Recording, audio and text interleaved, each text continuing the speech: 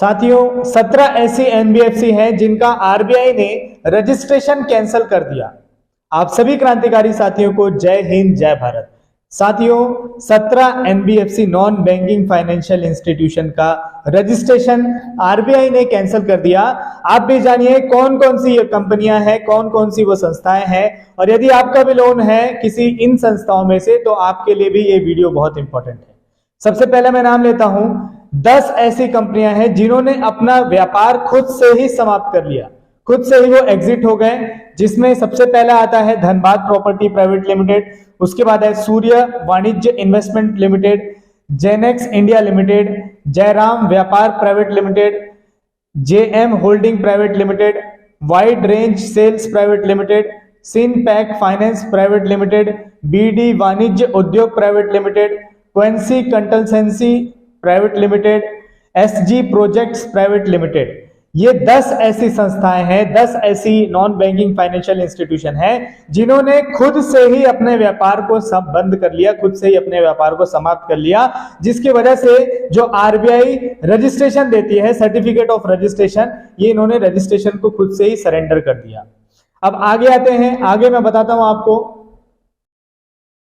अब आगे 2 ऐसी कंपनियां हैं जिनको बोला जाता है सीआईसी, कोर इन्वेस्टमेंट कंपनीज, जो कि अनरजिस्टर्ड होती है। तो ऐसी 2 अनरजिस्टर्ड जो सीआईसी है, उन सीआईसी का भी लाइसेंस कैंसिल हुआ है, उन सीआईसी का भी रजिस्ट्रेशन कैंसिल हुआ है। वो कौन सी 2 सीआईसी है?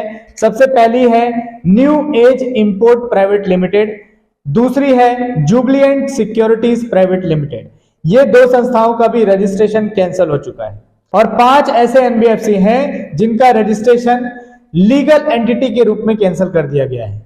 ये अब से लीगल एंटिटी नहीं रहेंगे, कानूनी तौर पे अब ये लोग कार्रवाई नहीं करेंगे अपने खुद की एंटिटी के रूप में। कौन कौन सी एंटिटी है, कौन कौन से इंस्टीट्यूशन है, इसके बारे में यदि जानकारी चाहिए तो सबसे पहला है श्रीराम सिटी यूनियन फाइनेंस। इसमें बहुत सारे लोगों का पैसा इन्होंने लोन लिया था श्रीराम फाइनेंस से, तो Shriram city union finance limited सबसे पहला है। दूसरा है श्रीराम कैपिटल लिमिटेड, इसका भी रजिस्ट्रेशन कैंसिल हो चुका है। अंतरिक्ष कॉमर्स प्राइवेट लिमिटेड, इसका भी रजिस्ट्रेशन कैंसिल हो चुका है। DRP trading and investment private limited, इसका भी रजिस्ट्रेशन कैंसिल हो चुका है। एंड जल सागर सेल्स एजेंसी प्राइवेट लिमिटेड। तो साथियों ये 5 ऐसी संस्थाएं हैं जो कि या तो मर्जर के लिए इनका रजिस्ट्रेशन कैंसिल हो चुका है, या फिर एमलगमेशन के लिए, या फिर ये खुद से डिसॉल्व हो चुकी हैं ये कंपनियां, या फिर इन्होंने वॉलंटरी खुद से ही अपना स्ट्राइक ऑफ कर दिया।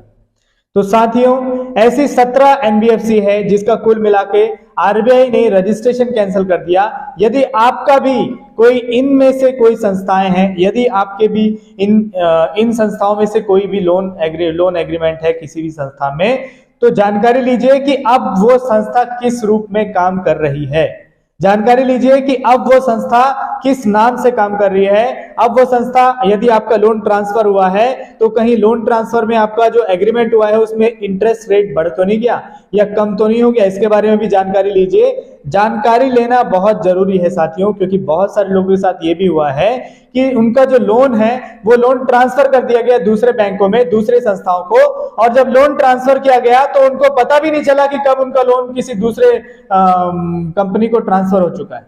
तो कम से कम अपनी जानकारी रखिए। कम से कम ये जो 17 एनबीएफसी है, यदि इनमें से किसी से भी आपने लोन लिया है तो इसकी जानकारी रखिए कि अब ये रजिस्ट्रेशन इनका कैंसिल हो चुका है, और अब जब कैंसिल हो गया है तो अब वो लोग किस रूप में काम कर रहे हैं इसके बारे में भी जानकारी रखिए। और यदि इलीगल तौर से टॉर्चर करके, परेशान करके, बदतमीजी करके, गाली गलौज करके, मिसबिहेव करके आपको पैसे वसूली करने का काम किया जा रहा है तो शिकायत दर्ज करिए। यदि इन संस्थाओं ने ऐसा काम किया है तो इनकी शिकायत दर्ज करिए, आरबीआई में शिकायत दर्ज करिए डायरेक्टली, क्योंकि अब ये संस्थाएं बंद हो चुकी हैं।